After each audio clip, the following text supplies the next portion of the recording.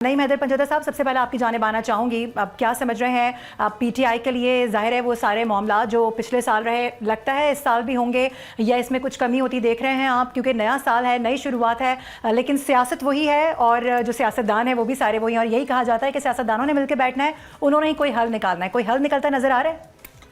बहुत शुक्रिया, बड़ी नवाजिश आपने मौका दिया जी। देखें, जो साल ये पिछला था या उससे पिछला था, जब से ये रजीम चेंज ऑपरेशन किया गया, इमरान खान की एक आइनी हुकूमत को हटाया गया गैर आइनी तरीके से मंडियाँ लगाकर, उसके बाद जो आया है ये पूरी कौम, पूरे पाकिस्तान के ऊपर मुसल्लत शुदा टोला है। और आवाम ने 8 फरवरी को इमरान खान को मुंतखब कर दिया, उसके बावजूद उनका मैंडेट नहीं तस्लीम किया गया। और आज सूरत हाल ये है कि नए साल से आगाज़ जो है वो नादिर बलोच की FIR से हो रहा है कि उनके ऊपर मुकदमा जो है वो दर्ज किया गया है कि आपने जो है वो बात क्यों की, आपने आवाज़ क्यों बुलंद की है। पाकिस्तान में जिस वक्त सूरत हाल है, अगर आप महंगाई का हिसाब लगा लें तो महंगाई कहाँ पहुँच चुकी है, बेरोज़गारी जो है 21 साल की बुलंद तरीन सतह के ऊपर है। आप देखें तो आपके सामने है कि सरमायाकारी जो है वो भी 51 साल की जो है वो बुलंद तरीन सतह के ऊपर उसकी कमी हुई है। और इसी तरह अगर आप देखें जो कुव्वत ख़रीद है उसके अंदर भी 58% कमी हुई है। और पाकिस्तान की अवाम 50% से जो है ज़्यादा गुर्बत की लकीर के नीचे है, यानी 2 वक्त के खाने के पैसे उनको मैसर नहीं है।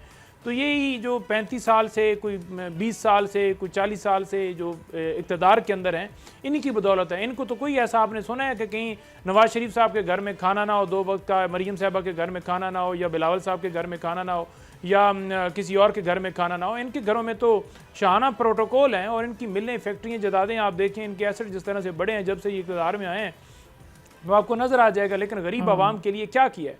गरीब आवाम आज रुल रही है। पाकिस्तान के अंदर इंसाफ ख़त्म हो चुका है, पाकिस्तान के अंदर कानून ख़त्म हो चुका है, अदालतें अपना काम नहीं कर, जो जज बात करता है उसे या ट्रांसफ़र कर दिया जाता है, या घर भिजवा दिया जाता है, या फिर जिली डिग्री का मामला उसके सामने खड़ा कर दिया जाता है। इसी तरह मीडिया देखें, मीडिया की आज़ादी जिसके बारे में नारे ये मारते थे, आज मीडिया से लोग जो हैं वो किस तरह उनको एंकर्स को ऑफ एयर किया गया, किस तरह अरशद शरीफ के केस को ख़राब किया गया, किस तरह आपके सामने मामला ये सब तो आपकी हुकूमत में भी होता रहा है। बड़े सारे ऐसे एनालिस्ट और पैनलिस्ट थे, एंकर्स थे जो आपकी हुकूमत में भी घर भेजे गए। नहीं, बिल्कुल कोई घर नहीं भेजा गया। अगर घर भेजा गया है हमारी हुकूमत में और उसमें इमरान खान का कसूर है, तो इमरान खान ने तो एक दफ़ा जब मामला हुआ था मतीउल जान का, तो इमरान खान ने उसकी रिहाई करवाई थी। तो ये एक गलत तासर दिया जाता है कि इमरान खान आज़ादी, इमरान खान, आप पूछें मंसूर अली खान का, मैं एक व्लॉग सुन रहा था, उनसे कहा गया था कौन सा ऐसा लीडर है जिससे आप सवाल करते हैं और वो आपको जो है ज़रूरत नहीं पड़ती पहले लिख के देने की, या जिससे आप हर किस्म का सवाल कर, जो रोकता नहीं है। तो उन्होंने कहा जी इमरान खान, बाकी तो कोई पर्ची देता है, कोई कहता है ये सवाल निकाल दो, मतलब एडिटिंग होती है। तो इमरान खान तो खुल के बात करते हैं। आपने देखा होगा कोर्ट्स में जाते थे, जो बंदा सवाल करता था उसका जवाब देते थे। इसी तरह सुहेल अफरीदी, हम तमाम लोग, जो आप हमसे पूछेंगे हम बेबाक होके देंगे, लेकिन इनसे सवाल पूछना जो है वो तौहीन हो गया। मरीम नवाज साहबा का नाम असम्बली फ्लोर के ऊपर लिया तो 26 अराकीन की पंजाब असम्बली में रुकनीत मुअत्तल कर दी गई कि आपने मरीम साहबा की तौहीन कर दी है। यानी तौहीन मज़हब के हमने देखे थे मुकदमात, अब तौहीन मरीम के भी जो है मुकदमात चल रहे हैं, तौहीन मरीम के ऊपर भी रुकनीत मुअत्तल हो रही है।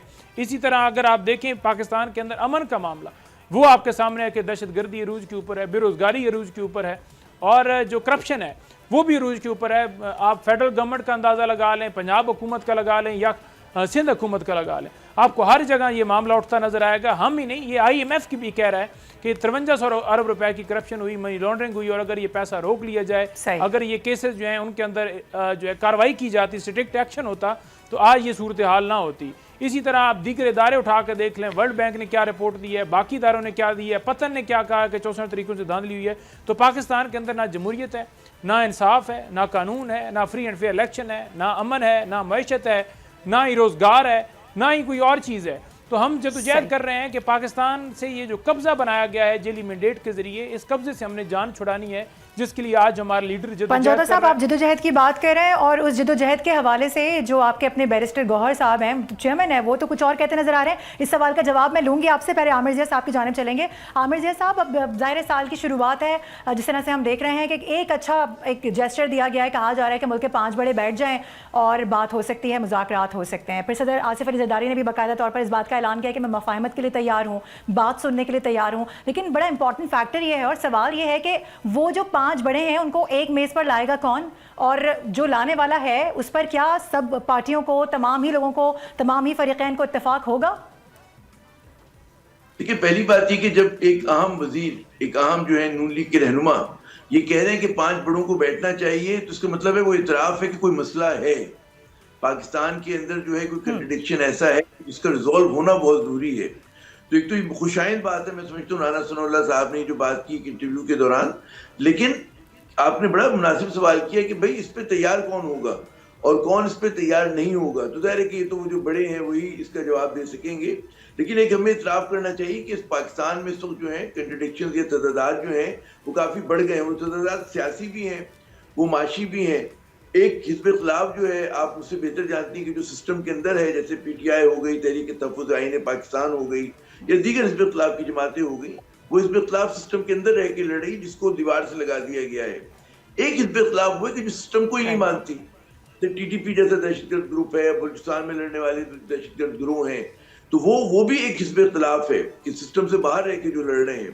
اب ریاست کے پاس, حکومت کے پاس ہے کہ جی آپ کو اگر دہشت گردی سے لڑنا ہے تو آپ کو ملک کے اندر جو ہے جو مین اسٹریم پولیٹیکل پارٹیز ہیں اس کے ساتھ آپ کو ایک اعتدال لے کر آنا ہے, اور یہ جو ایک ہر وقت ایک فکشن کی فضا بنی ہوئی ہے, غیر یقینی صورتحال ہے, اس کا خاتمہ کرنا ہے. اگر آپ کو معیشت کو پائیدار بنیادوں پہ استوار کرنا ہے, کھڑا کرنا ہے, اس کے لیے بھی اس بات کی ضرورت ہے کہ کسی طرح سے پاکستان کی سیاست میں ایک اعتدال آ جائے. اب دیکھیں حزب اختلاف کا کام تو ہوتا ہے مخالفت کرنا, لیکن اس وقت جو ہے صورتحال ہے کہ بہت سارے پاکستانیوں کی تعداد, آپ کو اچھا لگے برا لگے, لیکن وہ 8 فروری 2024 کے الیکشن کے نتائج کو تسلیم نہیں کر رہے, وہ اس گورنمنٹ کی لیجٹمیسی پہ سوال کر رہے ہیں. عامر صاحب, آپ کو لگتا ہے کہ اپوزیشن کو گزشتہ سال میں کھل کر کھیلنے کی اجازت دی گئی ہے, ان کو کھل کر اپوزیشن کرنے کی اجازت دی گئی ہے؟ یہ میرے خیال میں یہ جو بھی دعویٰ کر رہے ہیں ایک ایسا دعویٰ ہے کہ جو حقیقت سے دور ہے, کیونکہ دیکھیں حزب اختلاف کے 2-3 کام ہوتے ہیں. نمبر 1 ہوتا ہے کہ اس کو کھل کر جو ہے جلسہ جلوس کرنے کی اجازت, لیکن یہاں پہ جماعت اسلامی کو اس چیز کی اجازت ہے جو بھی حزب اختلاف کرتے ہیں, لیکن جو سب سے بڑی حزب اختلاف کی جماعت تحریک انصاف اس کو نہیں ہے, بدقسمتی سے اس پہ قطغن ہے. اچھا, ان کے ایک آدمی کے اوپر کئی درجن مقدمات ہیں جو ان کی مرکزی جو ہے ان کی قیادت ہے, بہت سارے لوگ جو ہیں وہ جیل میں ہیں. تو یہ جو ہے اس بات کی اشارہ کرتے ہیں کہ جی جمہوریت جو ہے نارمل نہیں ہے. اور تحریک انصاف کو کیا, یہ جو میں تو کیونکہ صحافی ہوں اور میں ایک کہتے ہیں ایبسلوٹسٹ ہوں فریڈم آف ایکسپریشن کے معاملے میں, کہ آپ کو بولنے کی آزادی ہونی چاہیے, اور جب آپ کا سچ طاقتور ہوتا ہے تو جھوٹ اس کے سامنے کھڑا نہیں ہوتا. تو لیکن یہاں پہ پیکر جیسے قوانین لے کر آ گئے اس کے تحت جو ہے آپ نے آزادی اظہار کو کرمنل اوفینس بنا دیا, جو کہ بہت ہی غلط بات ہے. اب فرض کریں کوئی جھوٹ بھی بول رہے تو ڈیفیمیشن لائبل کے جو پرانے لاز تھے اس کے تحت کا آپ ڈیل کر سکتے تھے, لیکن یہاں پہ جب آپ لوگوں کو میں کہتا ہوں کہ چلو انہوں نے بالکل جھوٹ بولا, مانتے ہیں اس بات کو, کہ جب آپ لائف امپریزمنٹ دے رہے ہوتے ہیں, لائف سینٹنس دے رہے ہوتے ہیں, یہ ایک بڑا منفی پوری دنیا میں پیغام جا رہا ہوتا ہے, کیونکہ بھئی وہ تو ہی سمجھ رہا ہے خبر میں کہ جی آزادی اظہار کا مسئلہ ہے. میرا آرگومنٹ یہ ہے کہ جی آپ جو ہے آپ کا سچ اتنا طاقتور ہوتا ہے کہ اس کے سامنے آپ کی حقائق اتنے طاقتور ہوتے ہیں کہ اس کے سامنے جھوٹ کھڑا نہیں ہو سکتا. ریاست بہت بڑی چیز ہوتی ہے, بڑی مضبوط چیز ہوتی ہے, تو 2-4 یوٹیوبر 2-4 صحافی جو ہے اس کی اوقات نہیں ہوتی کہ ان کو چیلنج کر سکے. جب آپ ان پہ سختی کرتے ہو تو آپ انڈیکیٹ کر رہے ہو تو آپ کی طاقت نہیں بلکہ آپ کی کمزوری ہے. تو میری التجا یہ کہ پاکستان جیسی مضبوط ریاست, ایٹامک پاور ہے, ابھی اس نے بھارت کے دانت کھٹے کیے ہیں, وہ صحافیوں سے ان لوگوں سے الجھنا چھوڑ دے, انہیں بولنے دے.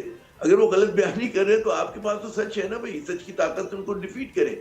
لیکن وہ ہوتا ہے نا کہ سینسرشپ ہوتی ہے, کسی کو آپ سزائے موت دے دیں, جیل میں بند کر دیں, ایکسٹریم فارم آف سینسرشپ ہوتی ہے, اس کی ضرورت نہیں ہوتی جمہوریت میں. تو ذرا سا اس کی ضرورت ہے, کچھ گورنمنٹ کنڈکٹ کری اس پہ نظر ثانی کی ضرورت ہے. جی مارو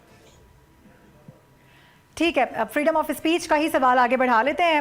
ناصر بٹ صاحب, آج تو یہ بھی کہہ دیا گیا ہے کہ یہ جو سارے ان کے سوشل میڈیا اکاؤنٹس ہیں ان سے صرف اختلاف کرنا یا ان سے ہاتھ اٹھا لینا کافی نہیں ہے, کچھ ایسا کر کے دکھائیں کہ یہ سارے معاملات ختم ہو تو جا کے بات ہوگی. رانا ثناء اللہ صاحب تو یہ کہہ رہے ہیں, ایک جانب گورنمنٹ کہتی ہے کہ فریڈم آف اسپیچ ہمارے دور میں جتنی ہے شاید ہی کسی دور میں ہو. سو یہ کیا سمجھتے ہیں کہ اتنا آسان ہے سوشل میڈیا کو خاموش کرانا, کیونکہ آج کل کا تو دور ہی سوشل میڈیا اور ڈیجیٹل میڈیا کا ہے؟ بسم اللہ الرحمن الرحیم. میں تو سوچ رہا تھا کہ یہ جو پاکستان میں ہم رہ رہے ہیں یہ حالات یہ تو نہیں ہے کہ یہ جو بتا رہے ہیں یہ میں نے اپنے 2018 کے حالات بتا رہے ہیں.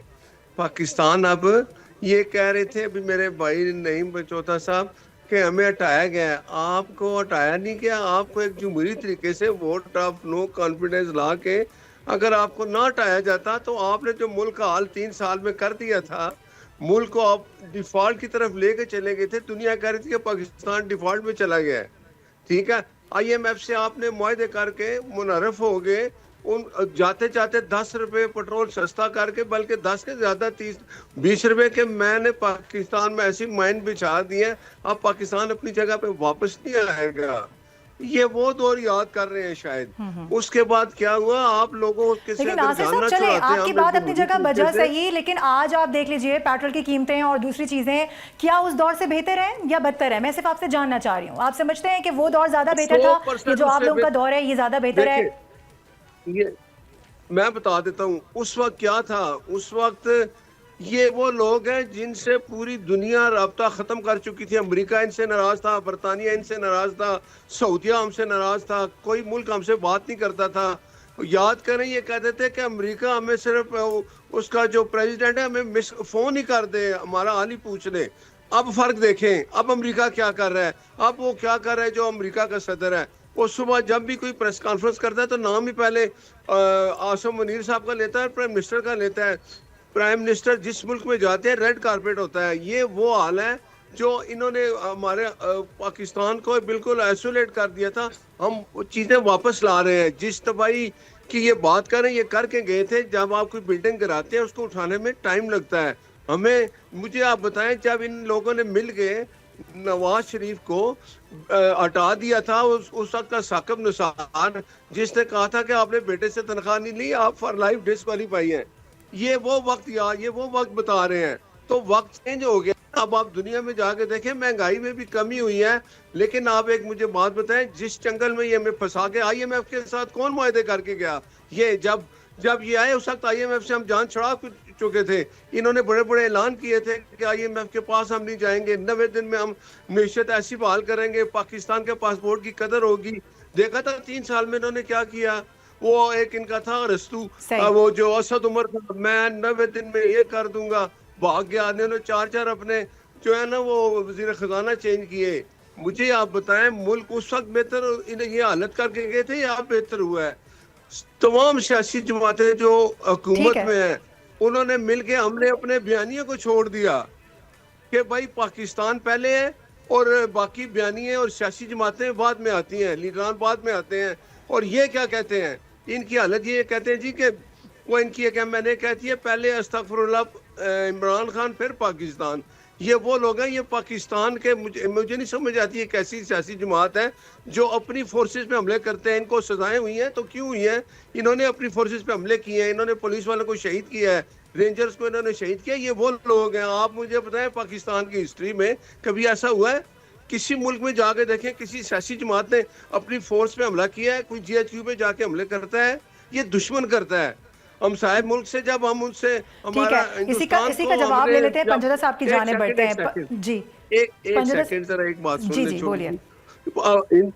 ہندوستان کے ساتھ جو ہم نے کیا دنیا نے دیکھا, اور اب ہم ایک نیوکلیئر پاور پہلے بھی تھے اب بھی ہیں, لیکن ان کے دور میں کبھی نندن آیا تھا تو ان کا وہ ساتھ جو تھا نا پرائم منسٹر جو اس کو زبردستی مسلط کیا, اس نے کیا میں حملہ کر دوں وہ. اور یہ دیکھیں اس وقت جو پرائم منسٹر تھا اس نے بہادری کی, آرمی چیف نے اتنی بہادری سے یہ ایک اسٹریٹجک طریقے سے وار لڑی. وار کو ایسے طریقے سے انہوں نے ترتیب دیا کہ ہندوستان بھاگتا چلا گیا امریکہ کے پاس کہ بھائی ہم یہ صاحب یہ تو فیلڈ مارشل کا کمال ہے نا. یہ تو ان کی پوری قیادت وہ کس طرح سے لیڈ کر رہے تھے, یہ تو وہ سارا معاملہ ہے نا. گورنمنٹ کی جانب سے کیا ہو رہا ہے ہم تو اس پر بھی بات کر رہے ہیں. جی ایک سیکنڈ اس وقت بھی تو یہی آرمی ہماری تھی. اس وقت کے جنرل نے یہ بہادری نہیں دکھائی, عاصم منیر نے بہادری دکھائی, لڑائی کی. یہ فرق ہوتا ہے. جو یہ اس نے کہا کیا تھا عمران نے کہ بھائی میں کیا حملہ کر دوں, یہ اس وقت اپوزیشن لیڈر تھے شہباز صاحب. صحیح ہے. سبسکرائب کریں اور بیل دبائیں تاکہ کوئی خبر رہ نہ جائے.